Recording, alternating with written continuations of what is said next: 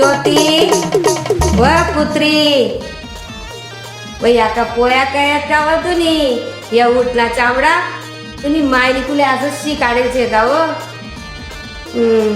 काय देख राहिली मला मुसडाकडे मला मुसडाल तो काही हिरा मोती जडेल शेत अय पण माय म्हणत हो तू तुम्ही बापरी बायको शेत आम्ही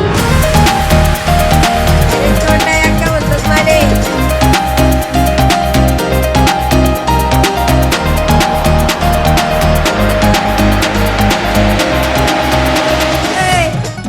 समजेल का माले याले 10 रुपया म्हणजे 50 रुपया अरे तोंडा अक्का म्हणतोस माले नाही तुम्हाला सर्व खानदेशातील लोक तोंडा अक्का म्हणून तुम्हाला ओळखतात तर मग याची ओळख कशी निर्माण झाली किंवा याची सुरुवात कशी झाली? मी 2000 साली बाप जायवेरी केला कला क्षेत्र सोडून दिलं तो मध्यंतरी मी पुरस्कार तर भरपूर मिळालेले पुण्याला मिळालेलं आहे इथं धुळ्याला मिळालेलं आहे मुंबईला मिळालेलं आहे $40 मिळालेलं आहे कला म्हणजे माझं आहे ना पूर्ण जीवनच आहे कलेसाठी जगणं आणि कलेसाठी मरणं कला क्षेत्रामध्ये कला सादर करताना मरण यावं ही सुद्धा माझी इच्छा आहे. खानदेशातील संस्कृती किंवा परंपरा या गोष्टींबद्दल काय सांगणार तुम्ही? खानदेशमध्ये जे ते कुठंच नाही मी सांगितलं ना आमचा खानदेश मान सगळं इथं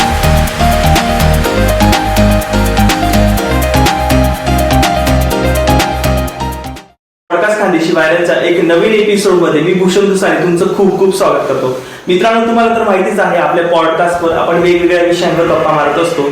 तर अनेक नाट्य अभिनेता काम करणारे वेगवेगळे ऍक्टर असतील डिरेक्टर असतील ते आपल्या सेटवर येत असतात आणि स्टोरी त्यांच्या लाईफची आपण जाणून घेत असतो. तर मित्रांनो, आज मला सांगायला खूप आनंद होत आहे की खानदेशात एक सुप्रसिद्ध अभिनेत्री विद्याताई भाटिया आपल्या सेटवर आलेल्या आहे आणि खूप वर्ष झाले त्या खानदेशी इंडस्ट्रीमध्ये काम करत आहे आणि त्यांचं खूप नावलौकिक आहे. खूप गाणे असतील त्यानंतर नाटकं असतील किंवा अभिनय क्षेत्रात अजून काही असेल तर त्याच्यामध्ये पहिलं नाव येतं तोंडा अक्काचं आणि त्यांच्यापासूनच मला असं वाटतं की खानदेश इंडस्ट्रीची सुरुवात झालेली आहे आणि अशा सुप्रसिद्ध अभिनेत्रीचं मी खूप खूप स्वागत करतो. विद्याताई, तुमचं आपल्या पॉडकास्ट खानदेशी वायरलच्या सेटअपवर खूप खूप स्वागत आहे. नमस्कार. तर विद्याताई, मला सांगा की सर्वात अगोदर तुम्ही कशा आहात? मजेत, एकदम मजेत. आणि तुमचे गाणे सर्व दूर खानदेशात आता म्हणजे खूप व्हायरल होत आहे. तुमचं पैसा आलताई असेल किंवा तुमचे अजून इतर गाणे असतील सर्वच गाणे देखील बायको आणि म्हणजे सर्वांना खूप मिलियन्स मध्ये व्ह्यू आहेत आणि खूप प्रेम तुम्हाला खानदेशातून मिळतं. आताच नाही तर खूप आधीपासून लोक तुम्हाला ओळखतात. तर काय सांगणार तुम्ही या सर्वांबद्दल? आता तर खूप प्रसिद्धी आहे, लोक मला मानताही खूप. बरोबर. पण एक वेळ अशी होती की जेव्हा मी सुरुवात केली होती त्यावेळेस लेडीजने कला क्षेत्रात येणं म्हणजे फार अवघड काम होतं. आणि त्यावेळेस मी कला क्षेत्रात आली. घरच्यांचा तो विरोध होता, फक्त आई सोडून सगळ्यांचाच कडाडून विरोध होता. बरोबर. तर ताई, तुम्ही जसं बोलताना सांगितलं की आताचं जग खूप फास्ट झालेलं आहे. बरोबर आहे. आता स्त्रियांना प्रत्येक ठिकाणी म्हणजे कामात असेल ऍक्टिंग असेल सर्वांसाठी आता घरातून मग बाहेरून सगळीकडे सपोर्ट मिळतो. पण तुमच्या काळात सोपं नव्हतं. एक स्त्री जेव्हा असं बाहेर येऊन काम करते आणि ते पण आपल्या गावाकडच्या साईड मध्ये, तर त्यावेळेस हे सगळ्या गोष्टी करून तुम्ही दाखवलेल्या आहेत आणि खूप अवघड म्हणजे देवाचं हे होतं. तर आपण या सगळ्या गोष्टींवर बोलणारच आहोत. तर आधी तुमच्या बालपणापासून सुरुवात करू की तुमचं बालपण कसं होतं? कष्टमयच होतं, कारण आमची परिस्थिती पूर्वीपासूनच गरिबीची. माझे वडील मुली होते, फक्त 300 रुपये पगार होता आणि 300 रुपयामध्ये आम्ही 3-4 भावंड होतो. 3 भावंडांची मी एकुलती एक बहीण. असं गरीब परिस्थितीत आमचं जीवन व्यतीत होत होतं. बरं. तुमचं हे माहेर कुठलं आहे पण नेमकं? माझं माहेर सासर धुळेचं आहे. धुळ्याचंच आहे. आणि तुम्ही पहिल्यापासून असं मी बघितलं की आंबळनेरला पण राहत होते. आंबळनेरला मला दिलं होतं तिकडं. अच्छा, दिलं होतं. तर मग तुम्ही कालांतराने इकडे धुळ्यातच म्हणजे झाले. तर तुम्ही जसं सांगितलं हालाकीच्या परिस्थितीमध्ये, पण तेव्हा खूप प्रेम होतं, कमी पैशातही सर्वजण मिळून मिसळून राहत होते. तर आता ही गोष्टी थोडं कुठेतरी कमी झालेली आहे, असं का? आता खूप कलाकार होऊन गेले. म्हणजे पायरीचे 15 म्हणतो ना, तसे कलाकार होऊन गेले. तेव्हा कसं होतं, मोजकेच कलाकार राहायचे. म्हणजे आता विद्या भाटिया करणार तर विलनचा रोल राहिला, आईचा रोल राहिला तर विद्या भाटियाकडेच येणार. आता जो तो तयार होऊन गेला, विद्या भाटियाने करत मी तयारी. बरं का? कलाकारांची संख्या वाढल्यामुळे सुद्धा हा परिणाम झालेला आहे. तर विद्या, आपण तुमच्या कामाच्या बाबतीत येऊन पहिला तुम्हाला सांगा कसा होता आजचा दिवस, कसा होता? खूप छान. आज मला दुसाली गावामध्ये अवधूत प्रकाशन संस्था त्यांनी कला जीवन गौरव पुरस्काराने मला पुरस्कृत केलेलं आहे. त्यामुळे मी आज खूप आनंदित होती आणि सकाळपासून खूप बिझी होती. बरोबर.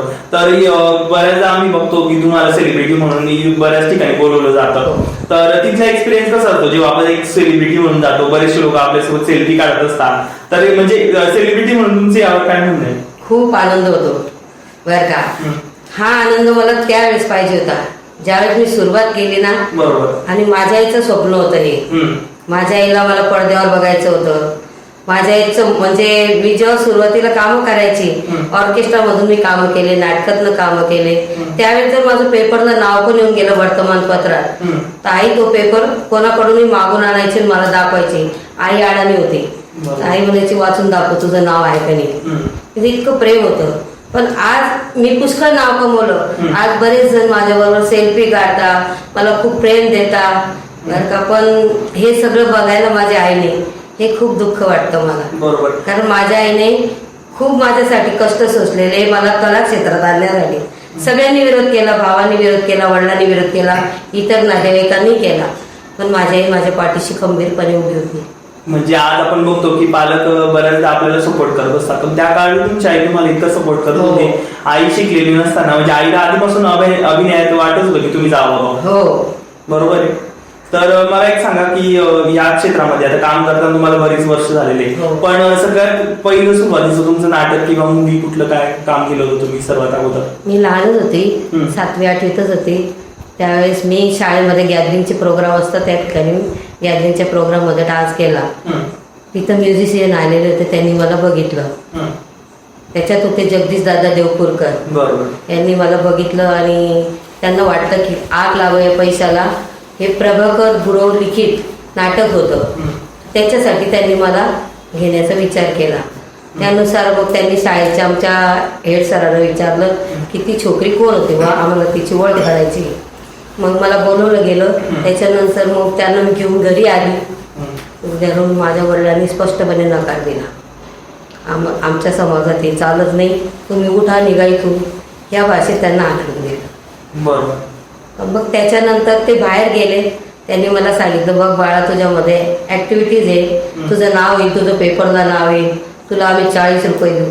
मला 40 रुपयाचंही महत्व नव्हतं. मला फक्त एकच देऊन माझं पेपरला नाव येईल, मी एवढी मोठी होईल बस. हे डोक्यात किडा घुसला.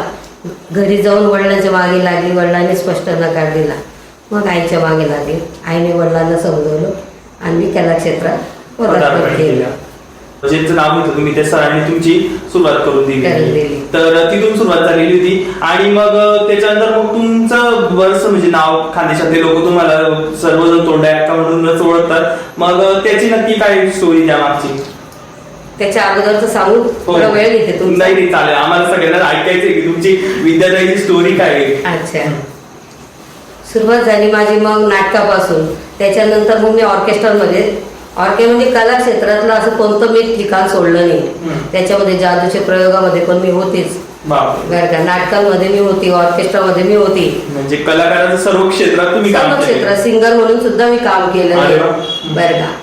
हे काम करत असताना मग मला एक धून लागली की आपल्या खानदेशचं नाव वाढवायचं, आपणही मराठी चित्रपटात ट्राय करायचा.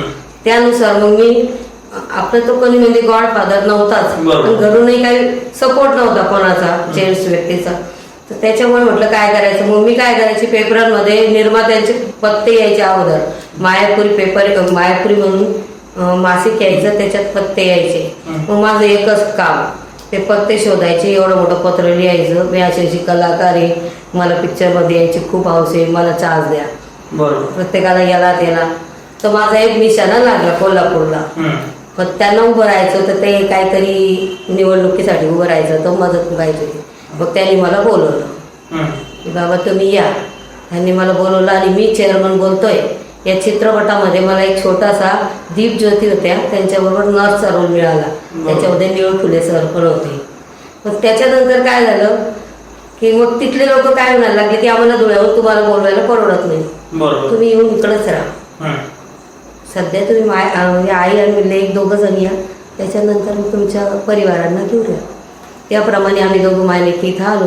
माझ्या आई सोबतच राहायचे माझ्या. माझी आई जोपर्यंत जिवंत होती माझ्या सोबतच राहायची, एकटं सोडलं नाही आईने. बरोबर, म्हणजे आईचा पहिलीपासून पाठिंबा होता. इथं आल्यावर वडिलांना विचारलं, वडिलांनी स्पष्ट नकार दिला, नकार जाऊ द्या, रॉकेलचा डबा धरून बसले. बापरे. तुम्ही जर बाहेर पाय काढला तर मी रॉकेल होतो. आई म्हणाली आपण तिकडे गेलो, आपण तिकडे नाव कमवणार, पण इकडे नाव खराब होणार. बरोबर, सोडून दिलं. म्हणजे आजकाल एवढी आपली पिढी अवगत झालेली आहे, सोशल मीडिया असेल वगैरे, पण त्या काळात तुम्ही जेवढं काम करत, म्हणजे त्या काळात ते किती कठीण होतं करणं? खूपच कठीण होतं. ऑर्केस्ट्रामध्ये जायची मी प्रोग्राम करायला, तिथे ते लोक बस स्पोर्ट टाळ्या, खूप कौतुक व्हायचं. पण तेच जर कॉलेजमध्ये किंवा शाळेमध्ये गेली का त्या डान्सवर तुम्हाला चिडवलं जायचं. बरं का, मुंगळा अमुक दमुक, मैत्रिणी राहायचं, लाजण्यासारखं व्हायचं. त्याच्यामुळे मी शाळेत शिक्षणाकडे दुर्लक्ष केलं. बरं का, त्याच्यामुळे मला कॉलेजला जायची तेव्हा ते भीती वाटायची मला, की मी कॉलेजला गेलं की मला कोणी टोमणे मारेल, कोणी मला चिडवेल. मैत्रिणी पण म्हणायच्या बाई जाऊ दे तुझ्या बरोबर राहिलं का, ते नाव घेता असं करतात तसं. त्याच्यामुळे मग शिक्षण अपूर्ण सोडून दिलं मी. 12वी केलं आणि नंतर FYBY SY बाहेर केलं, SY पर्यंत. त्यानंतर पुढचा प्रवास म्हणजे तुमच्या लग्नानंतर? त्याच्यानंतर मग लग्न वगैरे झालं, लग्नालाही अडचणी आल्या, नोकरीलाही अडचणी आल्या. तेव्हा आपण लोक तुमच्याबद्दल लग्नाला पाहुणे आले का त्याचा एकच प्रश्न राहायचा, मुलगी काय करते, मुलगी किती शिकली, मुलगीला काय काय येतो. आता आई वडिलांना वाटायचं तिथं गेल्यावर माहीत पडलं की डान्स करते तर हिला त्रास येईल, म्हणून त्या अगोदर सांगायची शिक्षणात हुशार आहे, आवाज हुशार आहे आणि कलाकार आहे व कलाकार म्हटलं का उठून जायची. म्हणजे त्यावेळेस आहे ना लेडीजने कलाकार किंवा असं बाहेर काम करलेलं लोकांना आवडायचंच नाही. बरोबर, अशा काळात मी लोकांचे म्हणजे विचार पुढे आलेले नव्हते. जसं आज आपण बघतो की ऍक्टिंग करते मुलगी, वेगवेगळे क्लासेस घरचे सपोर्ट करतात, पण त्या काळात त्या सगळ्या गोष्टी नव्हत्या. मुलीने काम करणं तेवढंच म्हणजे, आणि आपल्याकडे गावाकडचा भाग असल्यामुळे. पण त्या काळात तुमच्या आईने तुम्हाला इतकं सगळं सपोर्ट केला, तर मग आईविषयी काय सांगणार आठवणी? तर ऑर्केस्ट्रामध्ये वगैरे जायची ना, कपडे नसायचे कारण आपला हा पिंड नव्हता ना. बरोबर, कपडे नसायचे, परिस्थिती गरीब, वडील पैसे कप द्यायचे, डान्सला वेगळे वेगळे कपडे लागायचे. तिथं जायच्या मुली असायच्या ऑर्केस्ट्रामध्ये, मुंबई पुण्याकडच्या मुली यायच्या, त्या माझे कपडे पाहून असायच्या. माझ्याजवळ 2च ड्रेस. मग काय करायचे, आई काय करायची तिच्या साड्या त्याचे ते कपडे शिवून त्यांना टिकल्या वगैरे लावून मला पेरायची आणि त्याच्यावर मी डान्स केलेले. आईचं पहिलीपासून घरी माझी आई टिकल्यावरच बसायची, घरी असे परकर वगैरे मला शिवून द्यायची आणि त्याच्यावर मी डान्स करायची. असं माझं बाळपण गेलेलं आहे. अतिशय अतिशय बिकट परिस्थिती. बरोबर, म्हणजे लहानपणापासून तुमचा संघर्षाचा काळ होता, पण त्याच्यावर तुम्ही मात करून कलेला कुठेही कमी न पडता तुम्ही तुमचा प्रवास सुरू होता. बरं, मग तुम्हाला सर्व खानदेशातील लोक तोंडा अक्का म्हणून तुम्हाला ओळखतात, तर मग याची ओळख कशी निर्माण झाली किंवा याची सुरुवात कशी झाली? मी 2000 साली बाप जायवैरी केला. कलाक्षेत्र सोडून दिलं होतं मध्यंतरी मी. अच्छा, सर्व्हिसला लागली होती सोडून दिलं. हा, तुमचं सर्व्हिसचा काय विषय होता? म्हणजे सर्व्हिस पण तुम्ही म्हणजे आम्हाला असं कळलं तुम्ही चांगल्या ठिकाणी जॉब पण केलेला? हो, मी हिरे मेडिकलला काही दिवस जॉब केला होता, पण टेम्पररी बेसिसवर असल्यामुळे मी तिथं. दोघा किती वर्षांनी जातो साधारणतः? तरी मी 10 ते 12 वर्ष सर्व्हिस केली होती. मग जॉबला लागलेले असताना तुम्ही काम पूर्ण तुमचं म्हणजे जॉब केलं होतं कलाक्षेत्र. अच्छा, कारण की डान्सर असल्यामुळे पोरांवर परिणाम होईल काय होईल म्हणून आमचे जे अधिकारी होते, जे ओळखीचे पण होते आमचे, किंवा विद्या आता एक क्षेत्र सोडून दे, चांगलं नाही वाटत, तू चांगल्या ठिकाणी नोकरीला. मग मी पण विचार केला जाऊ दे बाबा, ही नोकरी आता टेम्पररी पण परमनंट होऊन जाईल, काय गरज आहे आपल्याला. मस्तपैकी आपलं नोकरी परमनंट झाली, मस्तपैकी लग्न करून घे, आपलं आपलं संसार आणि दिलं बाळ इतर लेडीज सारखं. बरोबर, असं विचार केला, पण ती नोकरी राहिली नाही. काही दिवसांनी नोकरी सुटली. मग करायचं काय, पोटा पाण्याचा प्रश्न. परत या क्षेत्राकडे बघली. त्यावेळेस माझ्याकडे ईश्वर माळीच गावात आले. त्यांनी मला बाप जायवरीची ऑफर दिली. त्यांनी जरा लोक असे टोमणे मारायचे ना, कुठे गेली का डान्सर आहे डान्सर आहे डान्सर आहे, म्हणजे ते हे झालं होतं की काय बाबा हे लोक मला प्रतिसाद तर देत नाही किंवा पुढे जाण्याचं काही हिंमत तर देत नाही, उलट मागे पाय खेचतात. जाऊ दे, सोडून दे म्हणून मी काहीतरी सोडून दिलं होतं एक काम तिथं नोकरीच्या ठिकाणी, पण आता हे सोडा ते सोडा. त्याच्यामुळे म्हटलं जाऊ द्या, सोडून द्यायचं आहे काम. मग भरपूर दिवस मी गॅप घेऊन घेतलं. ते ईश्वर माळे आले आणि त्यांनी मला खूप रिक्वेस्ट केली की तुम्ही तो रोल करा बाबा. म्हटलं चला करूया, नाही तरी कुठे येणार नाही म्हटलं, पिक्चर असं डोक्यात. गेली ती शूटिंग 3 महिने चालली. आता इतकं म्हणजे युट्यूब हे झालंय की आम्ही सकाळी जातो संध्याकाळच्या घरी राहतो, इतके एका दिवसात आम्ही करून येतो. ते बापच्या वेळी करायला मला 3 महिने लागले होते. म्हणजे त्यावेळेचे कॅमेरे सगळे मोठ्या कॅसेट आहेत ना, बरोबर, त्याच्यावर त्याची शूटिंग होती. सकाळी जायची मी, मग तेव्हा स्क्रिप्ट असायची का सर्व, स्क्रिप्ट वगैरे स्क्रिप्ट राहायची बघ, की पाठ करायला लागायची. नाटकाचं तसंच राहायचं. बरोबर. मग पाठांतर वगैरे तुम्ही तुमचं करायचं का तेव्हा? करायचो जसं हे होत असेल तेव्हा. आणि नाटकामध्ये मी काम करायची, त्याच्यामुळे मला स्क्रिप्ट पाठांतर लवकर व्हायचं. बरं का. तर मग तिथं गेली, तिथं बी कुमार दादा राजवडकर हे डायरेक्शनला होते. त्यांनी बघितलं, त्यांना माझी कला आवडली, अभिनय आवडला. त्याच्यानंतर मग त्यांनी मला म्हणजे माझ्या एका याच्यात काम मूवीमध्ये काम करशील का म्हटलं करेन. आता मी इकडं वळलीच होती सगळं सोडून, म्हटलं करेन.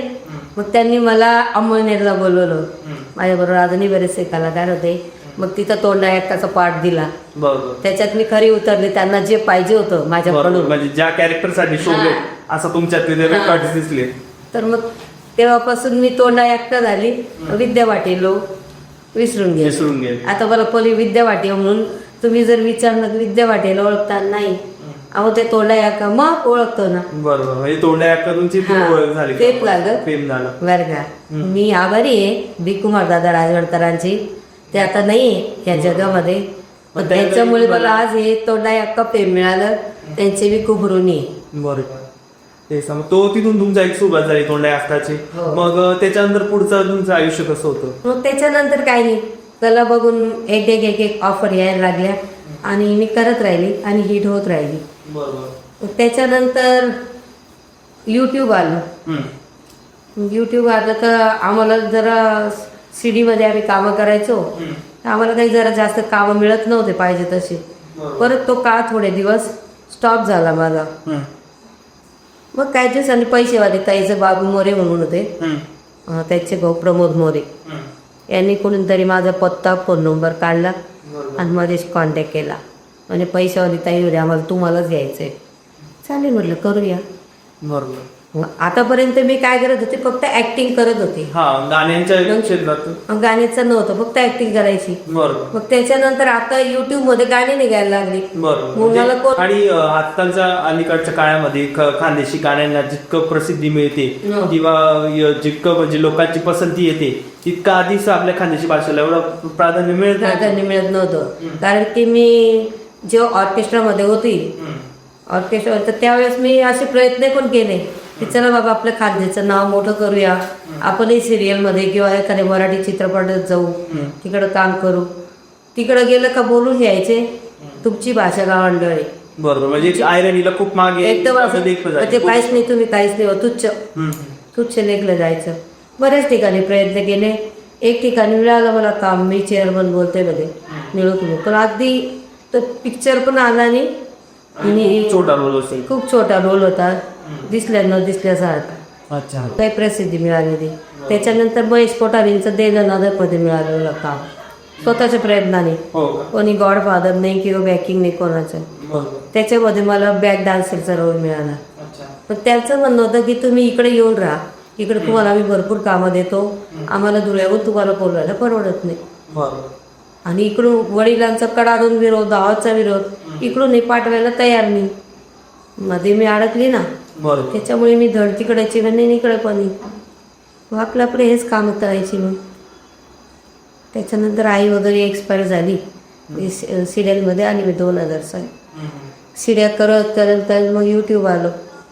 युट्यूबमध्ये मग पैशावाली ताई केलं, ते लोकांना आवडलं.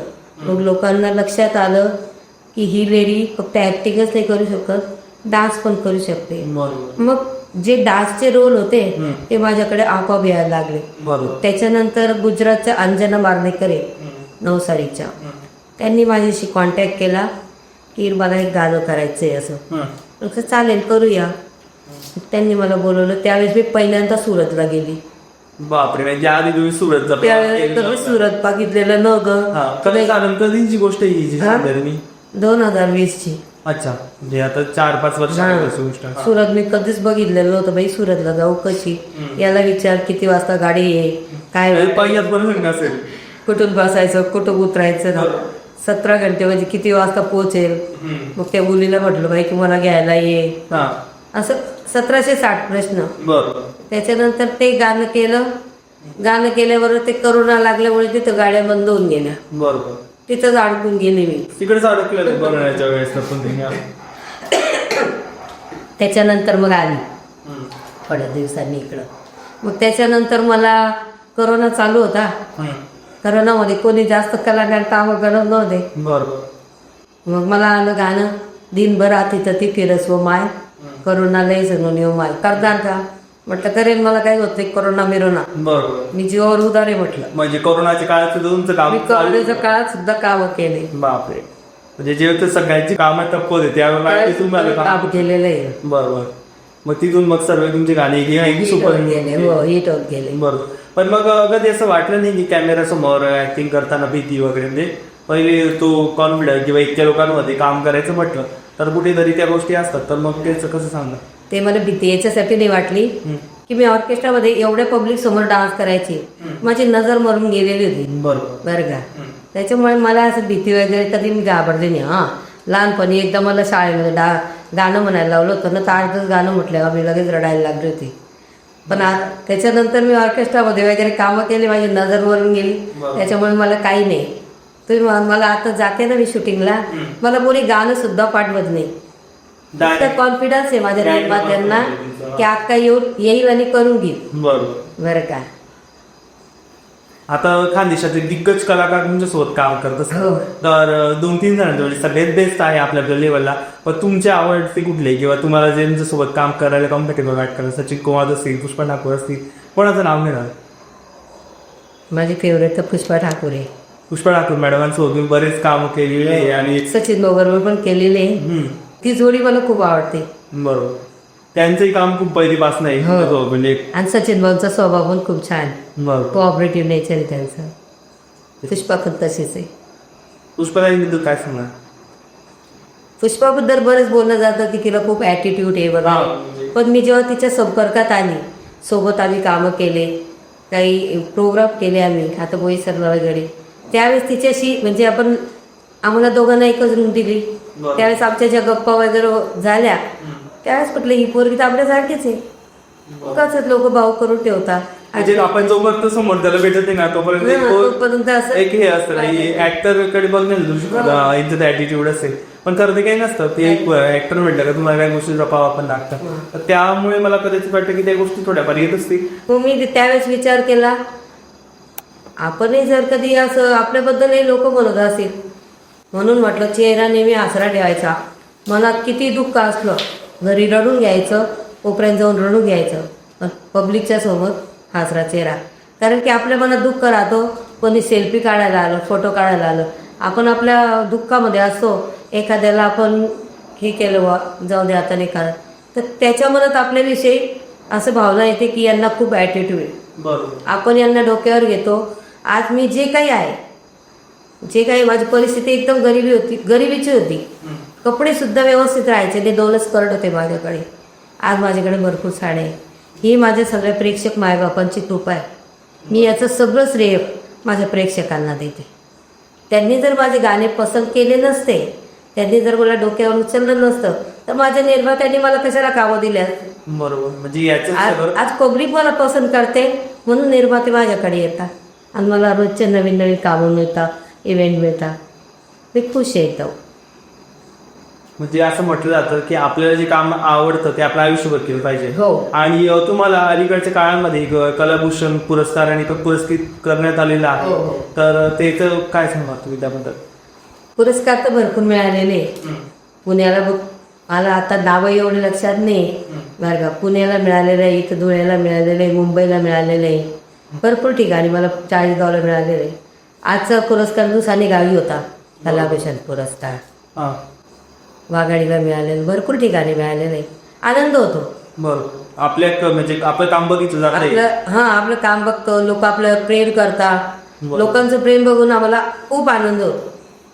कलाकाराला काय खावं समाधान, लोकांचं प्रेम मिळणं. आज मी आता सुरतला, मला एक काळ होता की सुरतला मला काही माहीत नव्हतं, पण आज जर मी स्टेटस ठेवते वे टू सुरत, तर अनेक जणांचे मला मेसेज येतात व्हॉट्सअपला, अक्का कुठे येत आहे, अक्का आमच्याकडे या बरं का, अक्का आमच्याकडे आज संध्याकाळचं जेवण तुम्हाला आमच्याकडे. अशी म्हणजे एवढं प्रेम म्हणजे माझ्याबद्दल लोकांना आता आहे. मी तर म्हणते ना, जेव्हा मी सुरुवात केली ना ऑर्केस्ट्राची किंवा कला क्षेत्रातली, त्यावेळेस आहे ना सोशल मीडिया पाहिजे होता. मी अजून हाय त्याच्यापेक्षा एक खूप मोठी कलाकार झाली असते. म्हणजे त्यात तेव्हा एवढी पब्लिसिटी होण्याचे, फेमस व्हायचे, तेव्हा एवढी साधन नव्हतं. आता जितकं हाय लेवलला चालतं किंवा इनिशिएटली गोष्टी करताय तेवढं त्या काळात नव्हतं. तरी पण आजही तुमचं नाव आहे, ही खूप मोठी गोष्ट आहे. आणि आजही तुम्ही आजच्या कलाकारांना खांद्याला खांदलं काम करता येतात, हे आमच्यासाठी सगळ्यांसाठीच खूप इन्स्पिरेशन पण गोष्ट आहे. आणि खूप छान वाटतं तुमचं काम बघून. नाही, कला म्हणजे माझं आहे ना पूर्ण जीवनच आहे. म्हणजे कलेसाठी जगणं आणि कलेसाठी मरणं, हाच माझा एक म्हणजे कला क्षेत्रामध्ये कला सादर करताना मरण यावं, ही सुद्धा माझी इच्छा आहे. मला कामं नसले ना कला क्षेत्रातले, किंवा मला 8 दिवस कोणी नाही बोलवलं तर मी आंतरूप पकडून घेते. म्हणजे इतकं मला किडा वळवळ करतो माझ्या डोक्यामध्ये कलेचा. कामं पाहिजे, मला काम करायला आवडतो. मला कामात राहिलं की माणूस याच्यात बिझी राहतं आणि कुठलाही विचार न करतो, ते सतत काम करत राहतात. बरेच लोक मला विचारतात मध्ये, तुम्हाला आवडते बोला अक्का, तुम्हाला मुलं किती, अक्का तुम्हाला हे किती. मी म्हटलं मला कोणीच नाही, मी एकटी. आजच्या स्थितीला मी एकटी. माझे भाऊ वारले, माझे आईवडील वारले, माझे मिस्टर होते तेही वारले, माझी मुलगी होती ती पण वारली. आता सध्याच्या स्थितीला फक्त एकटी. मग मला विचारतं प्रत्येक ठिकाणी, अक्का तुमचे मिस्टर वाढले बाई, मुलं किती आहे, नाही आहे. बापरे अक्का मुलं नाही. मला काही खंतरी वाटत, कारण की मी ते एका मुलीला गमावलेलं आहे.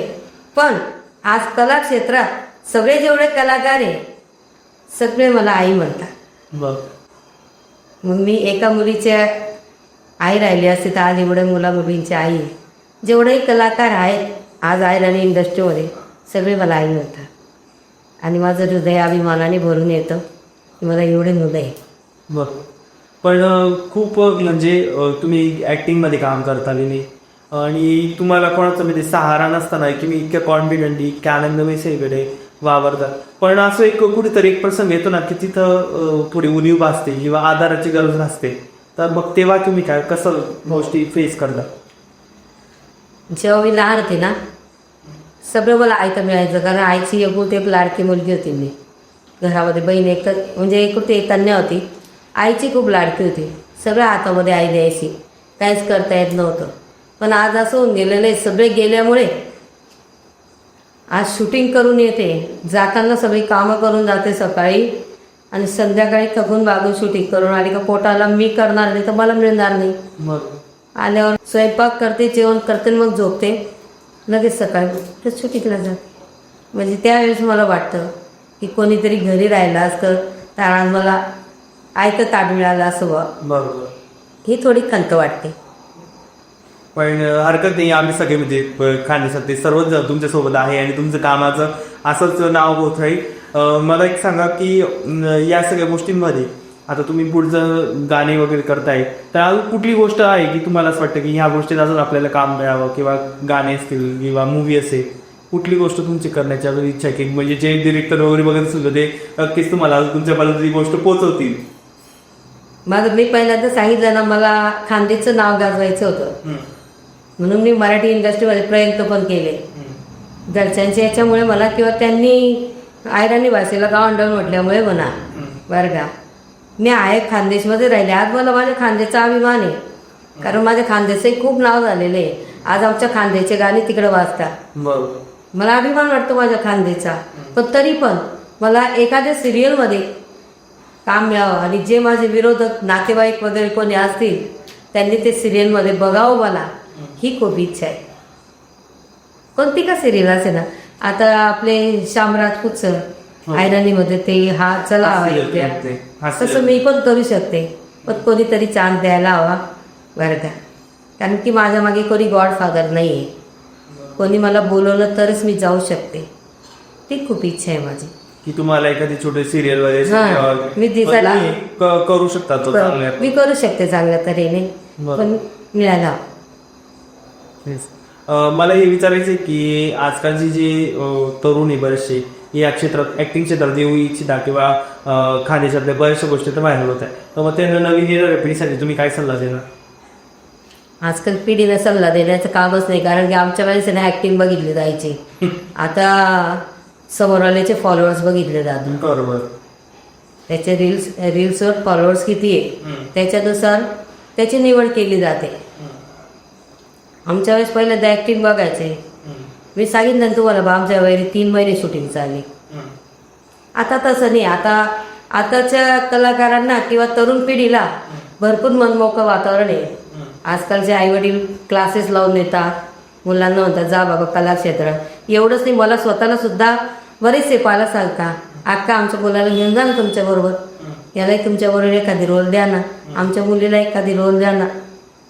खूप आनंद वाटतंय. माझ्या वेळेस तसं का झालं नाही.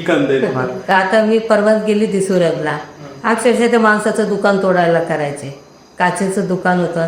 अरे बाबा त्याचं नुकसान होऊन जाईल, मी येते बाहेर तुमच्या सगळ्यांच्या सोबत, लहान मुलगा असो, म्हातारा असो, मुलगी असो, बाई असो, सगळ्यांच्या बरोबर सेल्फी काढते. मला अर्धा तास लेट झाला तरी चालेल, पण तुम्ही असं करू नका नुकसान. अक्षरशः त्याचं दुकान तोडायला करत होते. म्हणजे इतके तुमचं हे कथा लोकांना दिसतं की तुम्हाला प्रत्येक सेल्फी काढण्यासाठी. खानदेशातील संस्कृती किंवा परंपरा या गोष्टींबद्दल काय सांगणार तुम्ही? खानदेशमध्ये जे ते कुठंच नाही. मी सांगितलं ना, आमचा खानदेश महान सगळं इथं. हे पा सचिन भाऊंचं गाणं, खानदेशी जत्रा फिराव सुचला. कानबाई कुठे आहे? खानदेशमध्येच आहे. आपले सप्तशृंगीवर पायी जातात ते सगळे गाणे खानदेशचेच आहे. ओव्या वगैरे सगळे खानदेशचे आहे. आता माझं बायगाबाई गाणं निघालं, ते पण खानदेशच आहे. खानदेशाच्या सगळ्या गोष्टी आपला सगळं मान आहे, आपलातून एक. मला अभिमान आहे ना, मी खानदेशमध्ये जन्म घेतला, ही माझ्यासाठी खूप मोठी भाग्याची गोष्ट आहे. आणि मी खानदेशी कलावंत आहे, ही पण माझ्यासाठी खूप मोठी भाग्याची गोष्ट आहे. तर आता तुम्ही गाणे वगैरे म्हणतात, पण तुम्हाला युट्यूब असेल, इंस्टाग्राम असेल, तर यात तुम्हाला काही पैसे वगैरे इन्कम वगैरे सोर्स सुरू झालेला आहे का? किंवा या सोशल मीडियावर कोणत्या काही गोष्टी असतील त्याच्यातून तुम्हाला कसं काही इन्कम जनरेट कसं होतं तुमचं? युट्यूबला चॅनल मोनोटाईज झालं की मग युट्यूबकडनं आपल्याला पैसे चालू होता. त्याला 1000च्या वर सबस्क्रायबर पाहिजे, कमीत कमी 1000 तरी पाहिजे, आणि 4000 वॉच टाईम पाहिजे. बरं का. तर मी माझं स्वतःचं युट्यूब चॅनल पण ओपन केलेलं आहे. आतापर्यंत मी लोकांकडे काम केले. बरेच लोक मला सांगत होते, बरेचसे कलाकार सांगायचे की आता तुम्ही चॅनल ओपन करून घ्या, कधीपासून सांगत होते, पण मी दुर्लक्ष केलं कारण माझ्या मागे बॅकिंग नव्हतं. मग आमच्या बऱ्याचशा कलाकारांनी मला सपोर्ट केला. आता तुम्ही नुसतं सुरू तर करा, आम्ही तुमच्या पाठीशी आहोत. मग मी सगळ्यांच्या प्रोत्साहनामुळे मी माझं यूट्यूब चॅनल चालू केलं. त्याचं नाव आहे तोंड आहे अक्का यूट्यूब चॅनल. त्याच्यावर मी एक गोट्यानी माय, त्याच्यामध्ये संजय सोनवणे A1 डायरेक्टर आहे, आणि त्याच्यावर मी रोल केलेला आहे. म्हणजे गाण्याचंच प्रोडक्शन तुम्ही त्याच्यावर? हां. दुसरं मी मला म्हणतच रे तोंड आहे अक्का, म्हणजे लोकांना माझं त्याच्यामध्ये ते गाणं खूप छान आहे. त्याच्यामध्ये माझी सगळी परिस्थिती पण सांगितलेली आहे की माझं नाव विद्या भाटिया आहे. कारण की काही लोकांना विद्या भाटिया माहीत नाही, तोंड आहे अक्का माहिती आहे. मी त्या गाण्यामध्ये विश्लेषण करून दिलं की मीच ती विद्या भाटिया आणि मीच ती तोंड आहे अक्का. आणि आता मी प्रॅक व्हिडिओवर एक व्हिडिओ वेब सिरीज सोडलेली आहे. अरे वा. असे 3 सोडले, पण अजून माझं चॅनल मोनोटाईज झालेलं नाही. तर आता तुमचे चालू ऐकायचे तोंडे अक्काचे मला ज्यामुळे प्रसिद्ध फेम मिळाले तो, आणि तुमचा तो अक्काचा तोंडे अक्का काम होता, ते दोघं डायलॉग आमच्या प्रेक्षकांना ऐकायला आवडते. बरं. पण पंडाईसवर आयराणी मत बोलत जाते. कारण की तोंडा या काय राणी बोलायचे तर डायलॉग बी काय राणी मत राहतील ना. ज्योती व पुत्री व या का पोया काय का व तुम्ही या उठला चामडा तुम्ही मायनी तुला असं शी काढायचे का हो. काय देख राहिली मला मुसडाकडे, मला मुसडाल तो काही हिरा मोती जडेल शेत. अय पण माय म्हणस तू तुम्ही बापली बायको शेत आम्ही मला म्हणणं होईल टाकता म्हण अख्खा गाव मी हडवाय मला असतं म्हणत आणि काय म्हण राहिली माले माय माय बनाना नाही काय म्हणतीस माय बाया अक्का एवढी छत्री आणि कर नाही कुत्री अय एवढा काय खायचंय तरी उठ ना गाडा ना ये मनावर बायको याचे सर्वे डायलॉग आपण बघितलेले आहे की तोंडल्या अक्कांचे सर्वे डायलॉग खूप प्रसिद्ध आहे. तर विद्याताई तुम्ही म्हणजे तुमच्या पहिलीपासून आम्ही बोलले तुमच्या जास्त जीवनावर आईचा प्रभाव राहिलेला आहे. तर तुम्ही बरेच सांगितलं हालाकीची परिस्थिती आईचा सपोर्ट होता आणि मग बऱ्याच वर्ष आई तुमच्या जवळ होती तेव्हा आई तुमचं म्हणजे आता जे मिळालेलं प्रसिद्धी तर तुम्हाला आज कुठेतरी खंत असेल हो. खूप खंत वाटते कारण की जेव्हा मला डान्ससाठी कपडे राहायचे नाही तर ती माझी आई आणाणी होती तर ती त्याचे साड्याचे कपडे करून त्याला टिकल्या लावून मला सजवायची आणि तिचं खूप स्वप्न होतं की माझ्या मुलीने पडद्यावर दिसावं आणि त्या बरीडील खूप प्रयत्नही केले. पेपरमध्ये साधं माझं नाव आलं तरी इकडून तिकडून पेपर मागून आणायची. पण आज मला खूप वाईट वाटतं. आज माझं खूप नाव आहे पण ते बघायला माझ्या आईने माझी आई हसायला हवी होती आणि तिने माझं हे बघायला पाहिजे होतं की माझी मुलगी किती प्रसिद्ध झाली आणि किती तिचं नाव झालं बुवा की आज तिला सगळे तोंडा अक्का म्हणून ओळखता तिच्याबरोबर एवढे फोटो काढतात. पण ते नियतीला म्हणजे जेव्हा आपल्याला बरेचसे नाव असतं तेव्हा आपण जे काम करत असतो तेव्हा म्हणजे खूप स्ट्रगल स्टोरी आपल्याला करावं लागत असते आणि त्याच्यातून आपण जात असतो. आणि खरंच म्हणजे मॅमचं तुम्ही बघितलं असेल खूप स्ट्रगल मधून त्यांनी खूप हालाकीच्या दिवसांमधून त्यांनी वर आलेले आहे. आज सगळं काही आहे पण आईने ते एक गोष्टीचं तुम्हाला कमी वाटते खंत आहे मला. आज पण कलाकार असल्यामुळे माझे काही नातेवाईक असे की त्यांना नाही आवडत. बरं त्या लोकांना काय सांगणार की जे आता भरपूर जण कौतुक करता माझे जसे तुम्ही झाले प्रेक्षकगण झाले कुठं प्रोग्रामला जाते माझे कलाकार मंडळ झाले सगळे माझं खूप कौतुक करता. पण मला एक कधी वाटतं की माझ्या नातेवाईकांनी कधीतरी कौतुकाचे 2 बोल माझ्याविषयी बोलावं की याच्यामध्ये तू छान काम केलं याच्यामध्ये तू छान दिसली. खूप अपेक्षा आहे पण आजपर्यंत मला त्यांच्या तोंडून एकही कौतुकाचा शब्द ऐकायला आला नाही. ही पण एक खंत आहे मला. चांगले रोल करून मी असं प्रेझेंट करते त्यांना व्हॉट्सअपद्वारे पाठवते पण कोणत्याही प्रकारचा रिस्पॉन्स मिळत नाही. म्हणून म्हटलं माझे प्रेक्षकच माझे आईबाप माझे प्रेक्षकच माझे नातेवाईक सगळे माझे प्रेक्षक मला कोणीच नाही. प्रेक्षकांच्या शिवाय मला कोणीच नाही. मित्रांनो आपल्याला प्रत्येक हसणारा चेहऱ्यामागे किती दुःख आहे आणि कलाकाराचं आयुष्य किती अवघड आहे जे आपण जेव्हा आणि माझा म्हणजे या शोचा मोटिव्हच तो होता की आपल्याला प्रत्येक व्यक्तीच्या या 2 प्रतिमा असतात. व्यक्तिमत्व वेगळं असतं. आपण 10 मिनिटाची रील बघतो 2 मिनिटाचा व्हिडिओ बघतो आणि त्याच्यावरून बरेच लोक जज करत असतात की हा व्यक्ती कसा आहे. पण खरी त्याची काय कहाणी ही लोकांपर्यंत यंदा तुमच्यापर्यंत पोहोचणं मित्रांपर्यंत व्ह्यूज करणं ही खूप गरजेची होती आणि आपण प्रत्येक कलाकाराला इथं बोलवत आहे आणि त्याची स्टोरी जात घेतात. मला अजून सांगायचं आहे तुम्ही जे मला आता कमेंट विषय काढला ना इंस्टा बद्दल आता आमच्या मनातही बरेचसे दुःख असतात. कोणाला सांगणार आमच्या प्रेक्षकांनाच सांगणार ना. माझ्या एक ऐकत नाही आता तुम्हाला सांगितलं मग त्यावेळेस आम्ही रीलद्वारे आमचं दुःख गाण्यांद्वारे हे करतो. त्यावेळेस आम्हाला कमेंट आहे का आका ते म्हातारी विगेना गंज आहे ना अरे वयारी म्हातारी झाली बरोबर पण मनाने तरुण आहे. आजही आमच्या जुन्या काळातले गाणे असतात आम्हाला त्याच्यावर ॲक्टिंग करायची वाटते की आम्ही त्या काळात कशी ॲक्टिंग करत होतो ती करून आजच्या प्रेक्षकांना दाखवावं असं वाटतं बरं का. काही माझे गमचे व्हिडिओ असतात की ज्याच्यात माझं दुःख भरलेलं असतं ते पण मी सोडते. ते बघायचं सोडून काही जण आहे ना वेगळंच कमेंट करता आक्का बंद करा आक्का हे करा काय करा. जे एककडे सपोर्टिव्ह एककडे सपोर्ट देता एककडे मागे पाय खेचता. अशा लोकांना तुम्ही कसं सांगा कसं तुम्ही सहकार्य करायला पाहिजे. आम्ही कलाकार आहे ना आम्हाला सहकार्य करायला पाहिजे कारण तुम्ही सहकार्य केलं ना तर आम्ही अजून आमच्या ती कलागुण जे आहेत बरं का अजून तुमच्या पुढे जास्तीत जास्त आणू. फक्त तुम्ही मागे पाय ओढले तर बघ आम्ही पण म्हणतो जाऊ दे बाबा पब्लिकलाही आवडत नाही जाऊ दे बाबा ते नाही आवडत मग आम्ही मागे होऊन जातो. मग जे आपले टिपिकल रोल राहतात तेच करतो. मग आता मी तोंडा अक्कामध्ये माझी प्रतिमा झालेली खलनायिका बरोबर खास सासू पण त्याच्या व्यतिरिक्त मला तुम्ही कोणताही रोल देऊन द्या, तुम्ही मला कॉमेडी देऊन द्या, वेड्याचा देऊन द्या, कोणताही रोल देऊन द्या, मी त्याच्यामध्ये गुणून करणार आहे. सगळे ॲक्ट मी करू शकते. पण माझ्यावर ती छाप बसून गेलेली आहे की खडूस रोल आला की अख्खडकडे जाऊ द्या.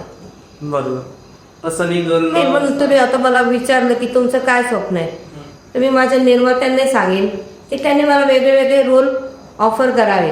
ज्याच्यामध्ये वेड्याचा रोल असला, त्यातला दुसरा रोल असला, तर ते गरीब म्हणजे असं साधारण स्त्रीचा रोल असला, तसे रोल मला देण्यात यावे आणि मग माझे ॲक्ट बघण्यात यावे. खानदेशातल्या गोष्टींबद्दल आता तर सध्या खूप व्हायरल होतं, तेव्हा तुमचं आवडीचं गाणं कुठलं होतं तुमचं स्वतःचं की सगळ्यात जास्त ते आवडलं तुम्हाला? देख तुझी बायको कशी नाची राहिली. त्याचं तो जे गाणं तुम्हाला म्हणाला. देख तुझी बायको कशी नाची राहिनी, कशी कुदी राहिनी, कशी डोली राहिनी. देख तुझी बायको कशी नाची राहिनी, कशी कुदी राहिनी, कशी डोली राहिनी. इले सासरणे ताब, इले सासरणे दाब, निष्ठी कर जाई रुबाब आणि शायनी मारत. देख तुझी बायको कशी नाची राहिनी, कशी कुदी राहिनी, कशी डोली राहिनी. म्हणजे आवाज पण छान आहे विद्याताई. तर सगळ्याच गोष्टींमध्ये विद्याताई एक्सपर्ट आहे. ऍक्टिंग असेल, डान्स असेल, गाण्या असेल, सगळ्याच याच्यात तुमचे ऍक्टिंग असेल, सर्वच गोष्टी खूप अफलातून आहे. आणि असंच येणाऱ्या पिढीतून जर तुम्ही प्रेक्षकांचं तुम्ही मनोरंजन करत राहा. मी मरेपर्यंत प्रेक्षकांचं मनोरंजन करणार आहे बरं का. कारण की जीना या मरना या, बरोबर. कले के सिवा काही नाही झालं. मी तर हेच म्हणजे हीच अपेक्षा आहे माझी की कला क्षेत्रात काम करत असताना किंवा एखाद्या शूटिंगला किंवा एखादी ठिकाणी प्रोग्रामला गेली तिथं मरावं, म्हणजे मला एवढा प्रेक्षकगण मिळेल मला पोचवायला. कारण माझे नाते एकदा येणार बी, कारण की त्यांना मी आवडत नाही, मी कलाकार असल्यामुळे. मग एवढा प्रेक्षक वर्ग राहील ना माझ्यासोबत, किती आनंदाची गोष्ट. मी तर परमेश्वराजवळ तीच प्रार्थना करते की मला एखादी शूटिंग करताना किंवा एखादी प्रोग्राममध्ये कला सादर करतानाच मरण प्राप्त व्हावं. पण विचार करा तुमची शेवटची इच्छा काय, तेही माझी शेवटची इच्छा आहे. नक्कीच विद्याताईचे विचार खूप मला असं वाटतं उच्च स्तरावरचे आहे. आणि कलावंत असताना एवढ्या सगळ्या गोष्टींना मेन म्हणजे स्त्री आहे आणि जे लेडीजला कुठेतरी कमी लेखण्याचं काम किंवा बरेचसे लोक चुकीच्या गोष्टींना हे करत असतात की तुम्ही क्षेत्रामध्ये काम करता त्यामुळे चुकीच्या गोष्टींना तुम्हाला डावलं जातं आणि या सगळ्या गोष्टी कमी करून तुम्ही एवढ्या सगळ्या गोष्टी मात करून परत आलेला आहे आणि अजून तुम्हाला फेम मिळो याच्या पुढे तुम्ही असंच काम करत राहा. तर शासनाकडनं काही असेल किंवा काही मदतीचा हात असेल कला क्षेत्रातल्या लोकांसाठी तर तोही तुम्ही काही सांगणार का किंवा कोणाला काही अपील? आम्ही महाराष्ट्र शासनाचे खूप आभारी आहोत. 50 वर्षानंतर जे वृद्ध कलावंत असतात त्यांना शासनाने पहिल्यांदा 1,500 रुपये द्यायचे, त्याच्यानंतर 2200 झाले, त्याच्यानंतर आता त्यांनी डायरेक्ट आम्हाला 5,000 रुपये महिना दिला. म्हणजे एखाद्या वेळेस जर एखादी महिन्याला काम नसलं तर आम्हाला ते 5,000 आम्ही थोडंफार बारीक थकू शकतो. शासनाने ही आमच्यावर मेहरबानी केलेली आहे. पण मला अजूनही एक बोलावं असं वाटतं, कृपया कोणी राग मानू नका, पण मी एवढी धुळ्यातली म्हणजे एवढी फेमस कलाकार, मी स्वतःची तारीफ करत नाही, फेमस कलाकार की माझं नाव सुरत, मुंबई, गुजरात प्रत्येक ठिकाणी आहे बरं का. मग त्या हिशोबाने माझ्या इथल्या धुळ्याच्या राजकीय लोकांनी मला मदत करायला नको होती का? त्यांनी मला थोडी मदत केली असती तर कदाचित मी अजूनही पुढे गेली असती. किंवा आमच्या गावची विद्या भाटिया किंवा आमची खानदेश कन्या आहे, आमची धुळ्याची कन्या आहे, हिला पुढे थोडं पुश करू, कदाचित त्यांनी थोडं मला सहकार्य केलं असतं किंवा कुठं माझ्या शिफारशी केल्या असत्या तर कदाचित मी आज TV सिरियलमध्ये किंवा कुठं राहिली असते. ही खंत तुम्हाला काय कलाकारांना म्हाडामध्ये घर मिळतो बरं का, त्याचाही काही कोटा असतो, पण कधीच काही कोणी दखल घेत नाही किंवा चला एक गरीब, सगळ्यांना माहिती आहे माझी परिस्थिती, सगळ्यांना माहिती आहे बरं का. काही कावं राहिले की मग तेव्हा कलाकार आठवतं की बाबा चला करायची तुम्ही कार्यक्रम करावं, पण मग आमचे प्रश्न त्याने सॉल्व पाहिजे ते सॉल्व केले पाहिजे ना. हाय वापर आता धुळ्यामध्ये तर मीच आहे, बाकीचे जे माझ्या मैत्रिणी होत्या जसं वनमाला बाबुल होती, तृप्ती व्यवहार होती, हे मोठी चालल्या गेल्या पुण्या मुंबई सगळीकडे चालल्या गेल्या. पण आताच्या घडीला फक्त मी एकुलती एक बोललेली आणि वयस्कर आहे, बरोबर. बरं का. आणि सहारा नाही मला कोणाचा सहारा नाही. आई वडील म्हणजे बेसहारा आहे मी. मग अशा स्त्रीला माझे प्रेक्षक वर्ग तर साथ देतातच आहे, त्यांच्यामुळे मी आज पोट भरते बरं का.